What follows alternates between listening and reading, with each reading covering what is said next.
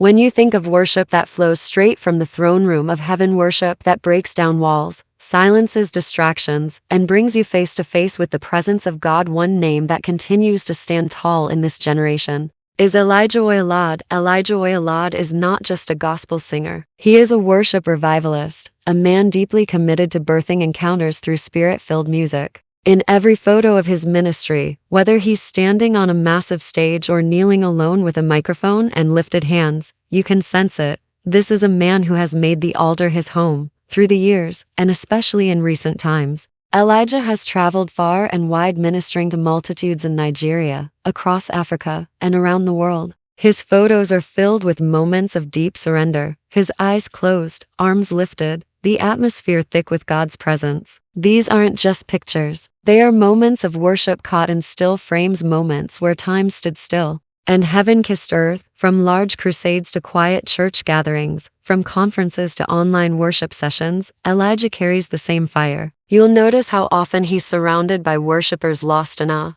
And even more powerful is how often you see him kneeling, bowing, or completely lying prostrate before God. His posture consistently declares one thing: this is not performance. This is intimacy. One of the most unforgettable visuals of Elijah Oyelade is when he's deep in worship, clutching the mic, declaring words like "Glorious God," "Spirit Pray," or "Your Glorious," songs that have now become anthems of prayer altars, vigils, and spiritual retreats around the world. You can literally feel the weight of his songs through the photos. In many of his recent events, you also see how ministers gather around him, intercessors, pastors, and fellow worshipers, all drawing from the same well of glory. These photos don't just show a singer on a stage. They show a shepherd of worship, leading God's people into deeper dimensions of encounter. Elijah is often dressed modestly but with purpose, usually in all-white outfits, long tunics, or robes that speak of purity and reverence. His attire is simple but powerful. It blends perfectly with the kind of worship he brings: pure, focused, undistracted, and heavy with the presence of God. His ministry is not only about music. Elijah is a teacher, a prophetic voice, and a spiritual mentor to many. Behind the scenes,